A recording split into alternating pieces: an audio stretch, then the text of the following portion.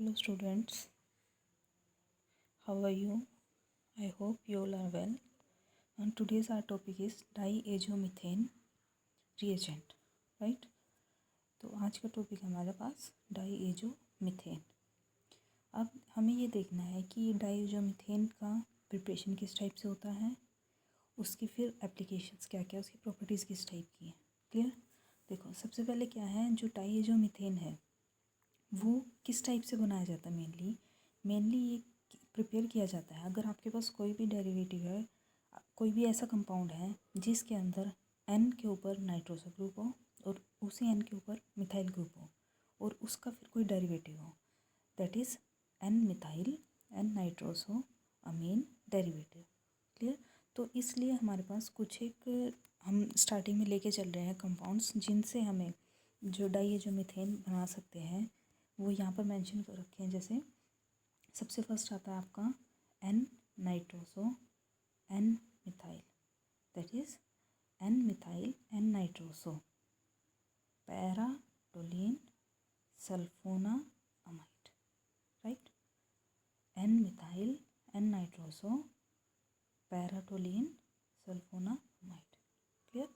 उसके बाद और क्या हो सकता है जिनसे प्रिपेयर कर सकते हैं, 1 methyl 1 2 3। Clear?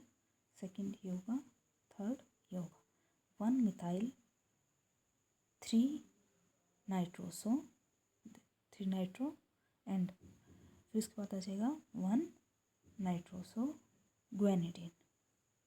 Clear?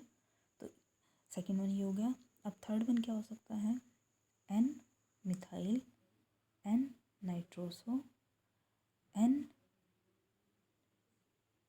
Nitroso urea. Clear? I repeat it, N methyl N nitroso urea. तो ये कुछ एक कंपाउंड्स हैं जिनसे हम डाईएजोमीथेन को प्रिपेयर कर सकते हैं। क्लियर? दूसरा और क्या मेथड है इसमें, अगर हमें प्रिपेयर करना है डाईएजोमीथेन को, हम क्या करेंगे मेथड, इस मेथड में सबसे पहले क्या लेके चलेंगे, N methyl N nitroso paratoluene sulphonamide लेके चलेंगे सल्फोना में। क्लियर? तो इसके बाद क्या होगा, अगर हम इसको बेसिक मीडियम में लेके चलें और इन प्रेजेंस ऑफ ईथर, तो क्या होगा, आपके पास जो डाईएजोमीथेन CH2N2, ये है आपका डाईएजोमीथेन। तो जो आपका CH2N2 है वो क्या होगा, जो ईथर है, ईथर में डिसोल्व आउट होके निकल जाएगा और फिर उसको वहाँ से डिस्टिल आउट कर लेंगे हम। क्लियर? तो यहाँ से हमारा क्या पर्पज़ था, हमें प्रिपेयर करना था डाईएजोमीथेन। क्लियर? अब आगे हमें ये देखना है कि जो डाईएजोमीथेन है, जो भी वो आगे रिएक्शंस देगा, तो अगर वो रिएक्शंस दे रहा है, केमिकल रिएक्शंस दे रहा है, तो उन रिएक्शंस में क्या जो डाईएजोमीथेन का N2 ग्रुप है, N2 ग्रुप वो वहाँ पर रहेगा या नहीं रहेगा। मीन्स वो या तो वहाँ से लॉस्ट हो जाएगा या फिर वहाँ पर रहेगा। तो हमें आगे सारी इस टाइप की रिएक्शंस पढ़नी है जिनके अंदर सबसे पहले हम स्टडी करेंगे जिन रिएक्शंस में नाइट्रोजन लॉस्ट होगा, फिर उसके बाद ऐसे रिएक्शंस करेंगे जिनमें नाइट्रोजन रिटेन रहेगा, मीन्स वहाँ से रिमूव नहीं होगा। क्लियर? तो सबसे पहले आपकी रिएक्शन आती है जिसमें नाइट्रोजन लॉस्ट हो रहा है। सबसे पहले देखो रिएक्शन, हमें पता है कि डाईएजोमीथेन क्या होता है, CH2N2। क्लियर? ये CH2N2। अब हमें पता, देखो कार्बन के ऊपर नेगेटिव चार्ज है, नेगेटिव चार्ज है तो ये किसके ऊपर अटैक करेगा, हाइड्रोजन एब्स्ट्रैक्ट करेगा। हाइड्रोजन एब्स्ट्रैक्ट करने के बाद क्या होगा, यहाँ से हेलोजन निकल जाएगा। हेलोजन निकलने के बाद वो हेलोजन क्या करेगा, इस मिथाइल के ऊपर अटैक करेगा और यहाँ से N2 एक्सपेल आउट हो जाएगा। तो आपके पास क्या मिल जाएगा, एल्काइल हैलाइड। तो ये वो वाली रिएक्शंस हैं जिनके अंदर N2 लॉस्ट हुआ है। मीन्स एल्काइल हैलाइड बनाने के लिए अगर हम डाईएजोमीथेन का यूज कर रहे हैं तो उस केस में क्या होगा, जो N2 गैस होगा वो एक्सपेल आउट हो जाएगा। क्लियर? फिर उसके बाद नेक्स्ट आता है, अब कुछ एक ऐसे रिएक्शंस हैं जिनके अंदर हम क्या लेके चलेंगे, मिनरल एसिड्स लेके चलेंगे। मिनरल एसिड्स में जिनके अंदर हाइड्रोजन का प्रेजेंस होगा। अब इस केस में क्या होगा, अगर कोई भी ऐसा कंपाउंड है आपके पास जिस एसिड में हाइड्रोजन है, उस केस में क्या करेगा, सबसे पहले जो डाइज़ोमीथेन का मिथाइलिन ग्रुप है ये क्या करेगा, फटाफट से उस हाइड्रोजन को एब्स्ट्रैक्ट करेगा। क्यों? क्योंकि वो हाइड्रोजन क्या है, सबसे ज़्यादा एसिडिक है। क्यों एसिडिक है? क्योंकि उसके अंदर क्या है, अगर जैसे ही ये हाइड्रोजन H पॉजिटिव निकलता है, ऑक्सीजन के ऊपर नेगेटिव चार्ज आएगा और वो आगे क्या हो जाएगा, डिस्टेबलाइज हो जाएगा। ठीक है। इसके डीलोकलाइजेशन होने की वजह से, सॉरी, ये आगे स्टेबलाइज हो जाएगा। और कैसे? फर्दर डीलोकलाइजेशन के थ्रू। क्लियर? तो इसमें क्या होगा, जो ये आगे रिएक्शंस होंगी, सबसे पहले क्या करेगा, हाइड्रोजन एब्स्ट्रैक्ट करेगा, कार्बोक्सिलेट बन जाएगा। फिर क्या करेगा, कार्बोक्सिलेट जो ही आपके पास कंपाउंड बना है इसके CH3 के ऊपर अटैक करेगा और वहाँ से N2 क्या हो जाएगा, एक्सपेल आउट हो जाएगा। तो इट मीन्स यहाँ पर क्या हो रहा है, जो कार्बोक्सिलिक एसिड आप ओरिजिनली लेके चले थे और जो फाइनली आपको मिला है उसमें क्या हो गया, एक CH3 ग्रुप एक्स्ट्रा ऐड हो गया है। मीन्स आपने क्या किया है, यहाँ पर कार्बोक्सिलिक एसिड का H को रिप्लेस करवा के क्या लगा दिया हमने, CH3। मीन्स हमने क्या करवा दिया है, मिथाइलेशन करवा दिया है किसका, कार्बोक्सिलिक एसिड का। और इसको क्या बोल सकते हैं, हमने एस्टर की फॉर्मेशन करवा दी है किसकी, कार्बोक्सिलिक एसिड की। दैट्स वाई इस रिएक्शंस को क्या बोलेंगे हम, esterification of carboxylic acid with the help of diazomethane radical. Clear? I hope you got it. अब उसके बाद कुछ एक रिएक्शंस हैं हमारे पास कि अगर हमारे पास रिएक्शंस में हाइड्रोक्सिल ग्रुप हो, अमीन्स हो या कीटो हो या डबल बॉन्डेड अनसैचुरेशन प्रेजेंट हो, तो उस केस में अगर हम एसिड्स लेके चलेंगे और डाइज़ोमीथेन के साथ रिएक्शन करवाएंगे तो वहाँ पर केस क्या बनेगा। तो उस केस में भी क्या होगा, अगर आपके पास हाइड्रोक्सिल ग्रुप भी प्रेजेंट हो या अमीन्स भी हो, तो उस केस में भी हमेशा क्या होगा, जो एसिडिक ग्रुप है उसका हमेशा क्या होगा, मिथाइलेशन होगा in presence of diazomethane and ether solvent. Clear? आप एग्जांपल देख लिए, यहाँ से कार्बोक्सिलिक ग्रुप है, मिथाइलेशन हो गया, कार्बोक्सिलिक ग्रुप है, मिथाइलेशन हो गया। क्लियर? तो इन फंक्शनल ग्रुप की प्रेजेंस के होते हुए भी सबसे फास्ट रिएक्शन किस पे देगा, ये एस्टरिफिकेशन ऑफ एसिड्स में ये क्या करेगा, हेल्प करेगा। क्लियर? देन उसके बाद आता है एक और रिएक्शन आपके पास, सपोज करो, देखो जैसे यहाँ पर एसिड था, एसिड का क्या करेगा, ये मिथाइलेशन करवा देगा, एस्टर में कन्वर्ट कर देगा। क्लियर? ये तो हमने पढ़ा एस्टरिफिकेशन ऑफ एसिड्स। अब उसके बाद आता है methylation of phenols and other compounds. Means अगर हमें फिनोल्स हैं या फिर और कोई कंपाउंड्स हैं, अगर हमें उनका मिथाइलेशन करवाना हो तो वो रिएक्शन किस टाइप से होंगी। तो इसके लिए सबसे पहले हमें पता है कि जो फॉस्फोरिक एसिड्स होते हैं और जो फिनोल्स होते हैं उनकी एक्सपेंशन ऑफ, उनका एक्सपेल ऑफ हाइड्रोजन वो बहुत ज़्यादा फास्ट होता है। क्यों? क्योंकि उसमें क्या होगा, अगर जैसे H पॉजिटिव निकलता है तो वहाँ पर जो नेगेटिव चार्ज जनरेट होगा वो ईजिली स्टेबलाइज हो जाता है। तो इस वजह से हमें पता है कि डाइज़ोमीथेन फटाफट से कोई भी अगर आपके पास एसिडिक हाइड्रोजन होता है सबसे पहले एब्स्ट्रैक्ट कर लेता है। तो इसी वजह से जब भी हम फिनोल की या फॉस्फोरिक एसिड की रिएक्शंस करवाएंगे डाइज़ोमीथेन के साथ, वहाँ उस केस में सबसे पहले क्या हो जाएगा, मिथाइलेशन होगा। तो अगर हम देखें यहाँ पर फॉस्फोरिक एसिड है, H प्रेजेंट है, तो फटाफट से क्या होगा, मिथाइलेशन होके OCH3 बन जाएगा।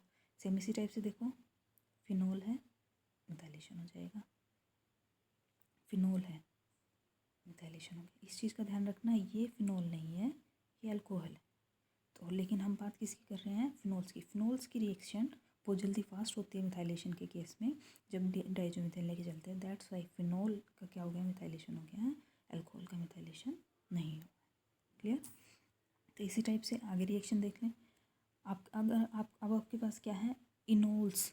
जो इनोल्स होंगे वो भी बहुत जल्दी फास्ट रिएक्शन देंगे डाइज़ोमीथेन के साथ, किस में कन्वर्ट होने के लिए, मिथाइलेशन के लिए। क्लियर? तो अगर हम यहाँ पर देखें हमारे पास क्या है, कीटो ग्रुप है।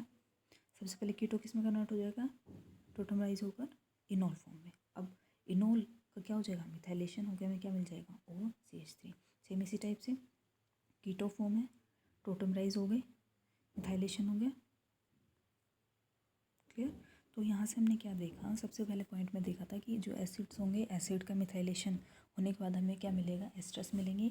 सेम इसी टाइप से अगर हम फिनॉल्स लेके चलें या फॉस्फोरिक एसिड्स लेके चलेंगे, मीन्स जिसके अंदर सबसे ज़्यादा स्ट्रॉन्ग एसिडिक हाइड्रोजन हो, वो हाइड्रोजन एक्सपेल होने की टेंडेंसी हो, जो किस कौन ले लें, CH2N2 का, CH2 एब्स्ट्रैक्ट कर ले उस हाइड्रोजन को, उस केस में क्या होगा, फास्ट मिथाइलेशन हो जाएगा। तो दैट्स वाई यहाँ पर जो फिनॉल्स थे वो फटाफट से किस में कन्वर्ट हो रहे हैं, मिथाइलेशन होने के बाद मिथॉक्सी ग्रुप में। क्लियर। अब नेक्स्ट आता है methylation of alcohols, amines and amide. तो उस केस में क्या होगा, जो भी कंपाउंड्स होंगे जिसमें हमें पता है कि जो अल्कोहल्स हैं या अमीन्स हैं या अमाइड्स हैं, इनका जो हाइड्रोजन होता है वो एसिड और फिनॉल्स के कंपैरेटिवली कम एसिडिक होता है। तो उस केस में हमें क्या पॉइंट ऑफ का ध्यान रखना है, सबसे मेन पॉइंट ध्यान रखना है, सपोज करो आपके पास अल्कोहलिक ग्रुप है, ये अल्कोहलिक ग्रुप के केस में हमें क्या ध्यान रखना है, हमें साथ में क्या लेके चलना है, कैटलिस्ट लेके चलेंगे। कैटलिस्ट कौन कौन से, जैसे इस रिएक्शन में कैटलिस्ट कौन लेके चल रहे हैं, ट्राई फ्लोरोबोरेन ईथर, क्लियर, इथरेट लेके चलेंगे, और stannous chloride, tin chloride, right. तो इस केस में क्या हो जाएगा, OH का मिथाइलेशन।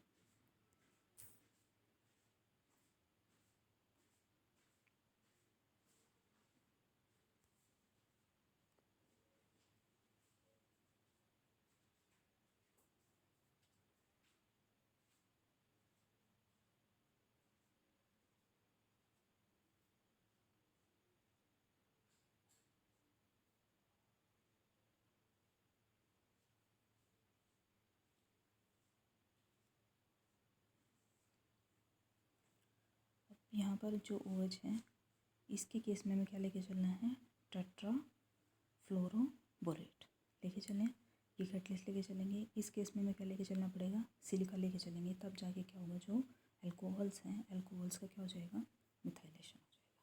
क्लियर। सेम इसी टाइप से अगर हम लेके चलते हैं अमाइड्स, अमाइड्स के केस में हमें सिलिका लेके चलना पड़ेगा इन प्रेजेंस ऑफ डाईएजोमीथेन। सबसे पहले ये ऑक्साइड में कन्वर्ट होगा, ऑक्साइड में कन्वर्ट होने के बाद जो OH ग्रुप है OH किस में कन्वर्ट हो जाएगा, मिथॉक्सी ग्रुप में। सेम इसी टाइप से अगर हम अमाइड लेके चल रहे हैं, ये लैक्टम था, अब हमारे पास क्या है, सिंपली अमाइड है, अमाइड के केस में क्या लेके चलेंगे, सिलिका लेके चलना पड़ेगा, तब जाके क्या हो जाएगा, NHCH3 में ये कन्वर्ट हो जाएगा, मीन्स मिथाइलेशन ऑफ अमीनो, जो अमाइड का नाइट्रोजन ग्रुप था उस पर क्या हो गया, मिथाइलेशन हो चुका है। क्लियर। फिर उसके बाद आता है हमारे पास कन्वर्जन ऑफ एल्डिहाइड। अब हमारे पास क्या होगा, जो एल्डिहाइड्स हैं RCOH इन प्रेजेंस ऑफ डाईएजोमीथेन, इस केस में हमें पता है कि जो CH2 है, CH2 किसकी तरह से एक्ट कर रहा है, एक न्यूक्लियोफाइल की तरह एक्ट कर रहा है, और यहाँ पर न्यूक्लियोफिलिक कार्बन कौन सा है, कार्बोनिल कार्बन, ये न्यूक्लियोफाइल, ये इलेक्ट्रोफिलिक कार्बन है और ये न्यूक्लियोफिलिक कार्बन है। तो जैसे न्यूक्लियोफिलिक कार्बन इलेक्ट्रोफिलिक कार्बन के ऊपर अटैक करेगा, यहाँ पर नेगेटिव चार्ज आ जाएगा। फिर उसके बाद यहाँ से हाइड्रोजन इसके ऊपर अटैक करेगा और यहाँ से N2 का एक्सपेल हो जाएगा। तो यहाँ से हमने क्या देखा कि जो रीअरेंजमेंट हो रहा है 1,2 हाइड्राइड शिफ्ट हो रहा है, 1 to 2, 1 ये सेकेंड ये 1 to 2 हाइड्राइड शिफ्ट होने के बाद हमें क्या मिल रहा है, RCOCH3 + N2। Clear.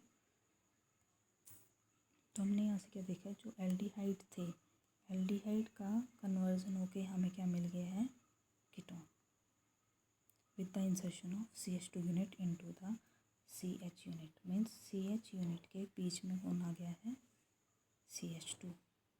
Clear.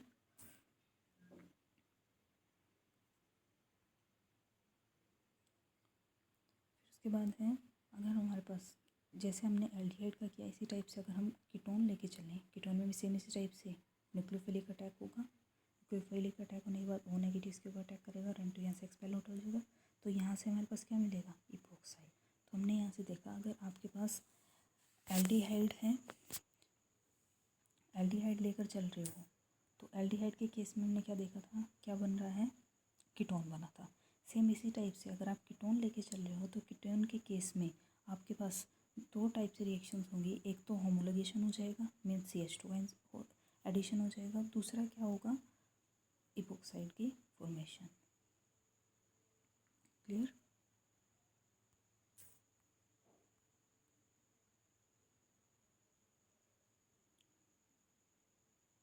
Next reaction आती है कि अगर आपके पास साइक्लोकीटोन हो, मीन्स साइक्लिक रिंग की फॉर्म में कीटोन हो, तो उस केस में क्या होगा, आपके दो टाइप से रिएक्शन शो करेगा। एक रिएक्शन किस टाइप से होगा कि आपका साइक्लिक ईथर की फॉर्मेशन हो जाएगी। दूसरी मिक्सचर क्या मिलेगा आपको जो रिंग होगी, रिंग एक्सपेंड होने के बाद आपको हायर मेंबर्ड कीटोन मिल जाएगा। इस केस में आप देखो, ये तो जनरल है, आपने अभी देखा कि साइक्लिक जो इपोक्साइड है, इपोक्साइड की फॉर्मेशन किस टाइप से होगी। अब हमें ये देखना है कि जो रिंग एक्सपेंशन है वो किस टाइप से होंगी। रिंग एक्सपेंशन का मेथड किस टाइप से है, ये देखो।